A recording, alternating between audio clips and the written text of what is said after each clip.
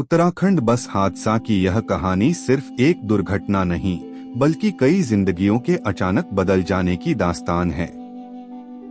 उत्तराखंड के पहाड़ी रास्तों पर सुबह का समय था।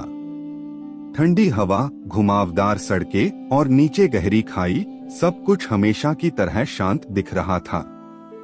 एक बस जिसमें करीब 30 से 40 यात्री बैठे थे, धीरे धीरे पहाड़ों के बीच अपनी मंजिल की ओर बढ़ रही थी।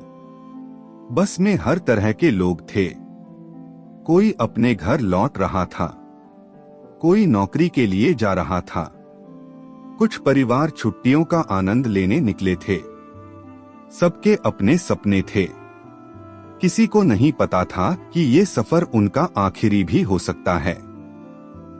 जैसे जैसे बस ऊंचाई की ओर बढ़ी, सड़क और संकरी होती गई।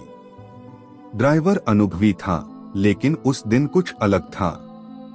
सड़क थोड़ी गीली थी, एक मोड़ बहुत खतरनाक था और बस थोड़ी ज्यादा स्पीड में थी। अचानक एक तेज मोड़ आया। ड्राइवर ने ब्रेक लगाया, पर बस फिसल गई। बस का संतुलन बिगड़ गया। यात्रियों की चीखें गूंज उठीं, बचाओ, हे भगवान। बस धीरे धीरे सड़क से बाहर खिसकने लगी और अगले ही पल बस गहरी खाई में गिर गई।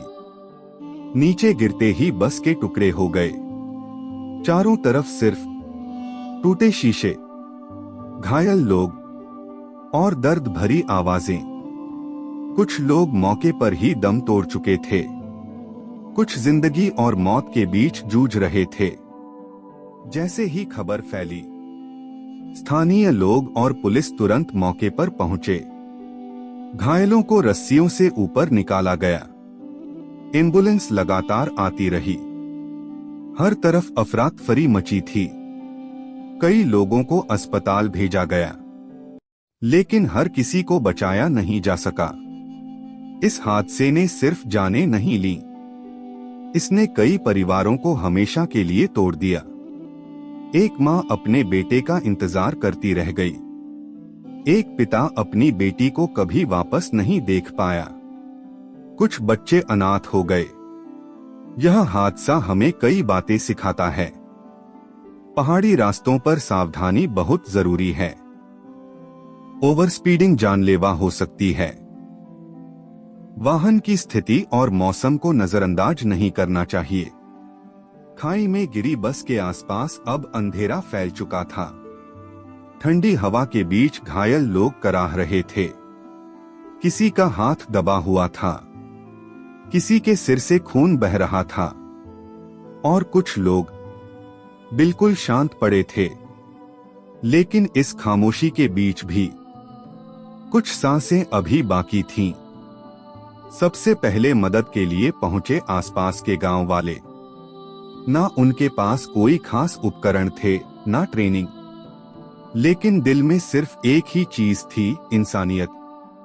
उन्होंने रस्सियां जुटाईं, मोबाइल की टॉर्च से रास्ता बनाया और एक एक कर घायलों को ऊपर लाने लगे। एक बुजुर्ग आदमी खुद घायल होने के बावजूद दूसरों को बचाने में लगा रहा। एक लड़की जिसका नाम नेहा था, बस के नीचे फंसी हुई थी। वो धीरे धीरे बोल रही थी, मुझे बाहर निकालो, मैं जीना चाहती हूँ। रेस्क्यू टीम ने घंटों मेहनत की। आखिरकार उसे बाहर निकाला गया, लेकिन उसकी हालत बहुत नाजुक थी। कुछ ही समय में पुलिस और एसडीआरएफ टीम पहुंच गई। पूरे इलाके को घेर लिया गया। बड़े बड़े क्रेन मंगवाए गए। मेडिकल टीम मौके पर तैनात हुई। घायलों को तुरंत अस्पताल भेजा गया। हर सेकंड कीमती था। अस्पताल में हर तरफ अफरा-तफरी थी। डॉक्टर बिना रुके काम कर रहे थे। बाहर परिवार वाले रो रहे थे। फोन लगातार बज रहे थे। क्या वो ठीक है? कुछ लोग बच गए, लेकिन कुछ को डॉक्टर भी नहीं बचा सके। जांच में पता चला, बस की ब्रेक सिस्टम में पहले से समस्या थी। ड्राइवर पर समय का दबाव था और सड़क पर कोई सुरक्षा बैरियर नहीं था। यानी यह हादसा रोका जा सकता था। क्या सिर्फ किस्मत जिम्मेदार थी या फिर लापरवाही? हर किसी के मन में यही सवाल था। कुछ महीनों बाद जो लोग बच गए थे उन्होंने फिर से जिंदगी शुरू करने की कोशिश की, लेकिन उस दिन की याद आज भी उनके दिल में जिंदा है। हादसे को कई महीने बीत चुके थे। पहाड़ों की वही सड़क अब फिर से खुल चुकी थी। बसें फिर चलने लगी थीं। लेकिन जो लोग उस हादसे से बचे थे उनके अंदर सब कुछ बदल चुका था। किसी को रात में नींद नहीं आती, कोई तेज ब्रेक की आवाज से डर जाता, किसी को हर सफर में मौत दिखती।